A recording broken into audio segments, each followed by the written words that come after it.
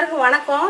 இன்னைக்கு முட்டை கறி கிரேவி செய்ய போகிறோம். நல்லா சிக்கனை விட டேஸ்ட்டாக செஞ்சு காமிக்கிறோம். பார்ப்போம், பார்க்கலாமா எப்படி செய்முறையை பார்ப்போம். கறி கிரேவிக்கு 8 முட்டை எடுத்து வச்சுருக்கோம். பொரிகடலை எடுத்து நுணுக்கிக்கிறோம். மஞ்சள் எடுத்து வச்சுருக்கோம். வத்தல், சீரகம், வெள்ளைப்பூடு, வெங்காயம் இதை வச்சு அம்மியில் வச்சு அரைச்சி செய்ய போகிறோம். நல்லா நுணுக்கிக்கிறோம். இப்போ வத்தல் எடுத்து வச்சுக்கிறோம். காம்பை ஆஞ்சிட்டு ஒரு முட்டைக்கு ஒரு வத்தல் வச்சு வச்சோம். நல்லா காரசாரம் நல்லா இருக்கும், டேஸ்ட்டாக இருக்கும். லைட்டாக தண்ணி தொளிச்சு மஞ்சள், சீரகம், வத்தல் எல்லாம் ஒன்றா வச்சு நல்லா அரைக்கணும். வெள்ளைப்பூடு எடுத்து வைக்கணும். ஒரு வெள்ளைப்பூடு வாய்வை கலைச்சிரும். வெள்ளைப்பூடு வச்சு அரைச்சோம்னா இது மாதிரி நல்லா பத்த பறக்க ரொம்ப மையா வேண்டாம். நல்லா அரைப்பட்டுருச்சு.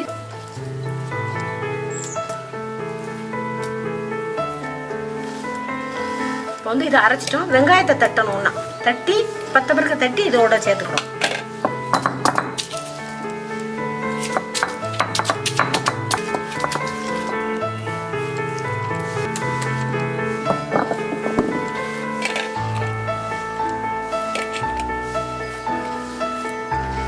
எட்டு முட்டை எடுத்து வச்சிருக்கோம்.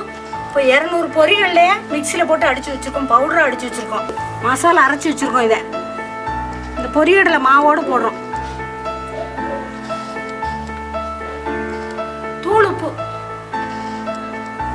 மசாலா, உப்பு, பொரிகளை எல்லாம் போட்டுக்கிட்டோம். இப்போ முட்டையை உடைச்சு ஊற்றுறோம்.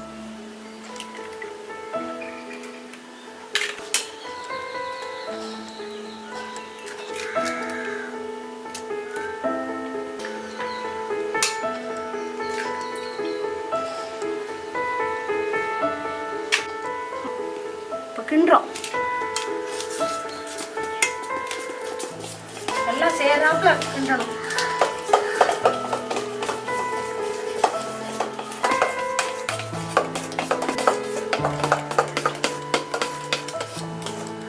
தண்ணி ஊற்றக்கூடாது. தண்ணி ஊற்றாம கடை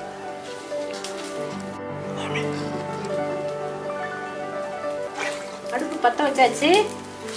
இப்போ இட்லி சட்டியில் உள்ள வைக்கணும்.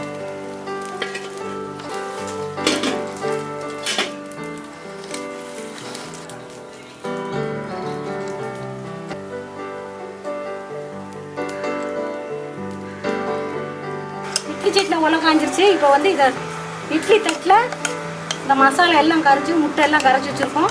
முட்டை கறி பண்ணதுக்கு இட்லி மாதிரி ஊற்றி அவிக்கிறோம்.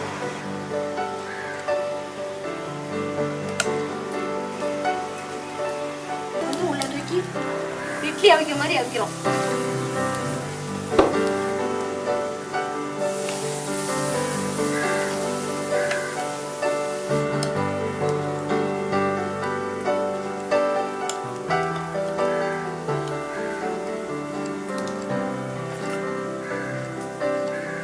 சட்டியில் ஊற்றி மசாலா எல்லாம் ஊற்றி முட்டை கறிக்கு ரெடியாக ஊற்றி வச்சாச்சு. இப்போ மூடி வைக்க போகிறோம். ஒரு 1/2 மணி நேரம் வேகணும். முட்டை கறிக்கு அவிஞ்சிக்கிட்டு ரெடி ஆகிட்டு இருக்கு. இப்போ வந்து கிரேவிக்கு அரைக்க போகிறோம். இந்த பாரு, பெருஞ்சீரகம், கல்பாசி, அன்னாச்சி பூ, வெள்ளைப்பூடு, இஞ்சி எல்லாம் போட்டு அரைக்க போகிறோம். கொஞ்சமாக தான் வச்சுருக்கணும். இதை மிக்சியில் போட்டு அரைச்சிட்டு வர போகிறோம். அரைச்சிட்டு வந்து கிரேவிக்கு ரெடி பண்ணோம். இஞ்சி, பூண்டு, பெருஞ்சீரகம், பட்டை, சோம்பெல்லாம் அரைச்சிட்டு வந்தாச்சு மிக்சியில் போட்டு. அருமையாக வந்துருச்சு. பார்க்கவே ஆசையாக இருக்கு. பண்ணு மாதிரி இருக்கு பாருங்க.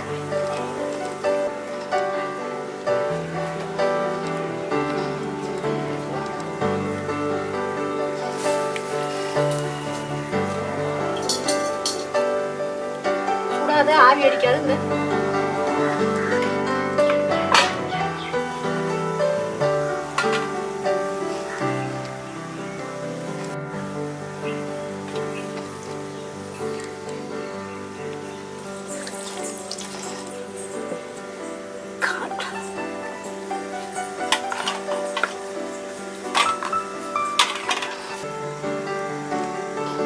அவிச்சு முட்டை கறி ரெடி ஆயிடுச்சு. இப்போ நறுக்குறோம்.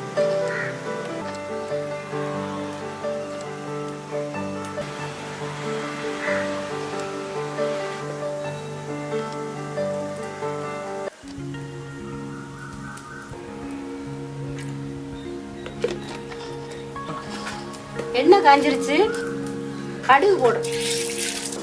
நறுக்கி வச்சிருக்கோம் வெங்காயம், பொடி வெங்காயம் நேரம் கீறி வச்சிருக்கோம்.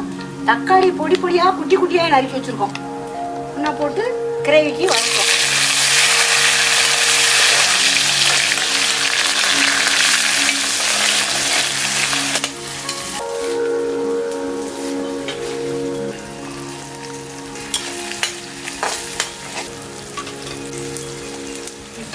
பட்டை, சோம்பு, இஞ்சி, பூண்டு எல்லாம் அரைச்சி வச்சுருக்கோம் மிக்சியில் போட்டு. நல்லா வெந்துருச்சு. இப்படி பொன்னிறமாக வரவும் ஊற்றணும்.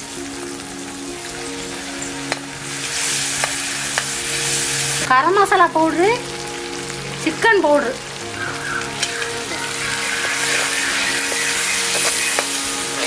முட்டை கறிக்கு உப்பு போட்டு பிசைஞ்சிருக்கோம். இப்போ வந்து இதுக்கு குறையா போடுதோம், ரொம்ப போடக்கூடாது. தேவையான அளவு போடுவோம். கிரேவிக்கு தேவையான அளவு முட்டை கறி,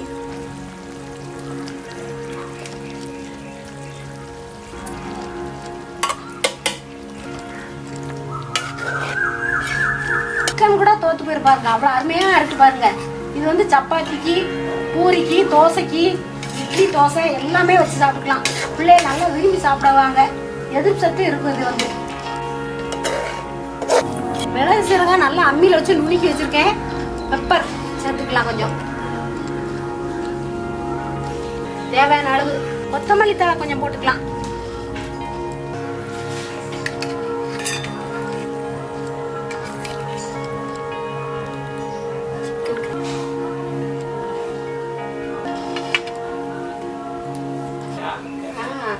கிரேவி முட்டை கறி நீ கேட்ட மாதிரி செஞ்சு கொடுத்தாச்சு. அவ்வளோதானே இருக்கு. சின்ன சீரகம், பெரிய சீரகம், வெங்காயம், தக்காளி எல்லாம் செய்யணும்.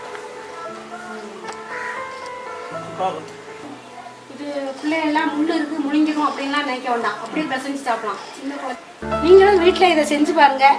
இந்த வீடியோ பிடிச்சிருந்தா லைக் பண்ணுங்க, ஷேர் பண்ணுங்க, கமெண்ட் பண்ணுங்க. நன்றி, வணக்கம்.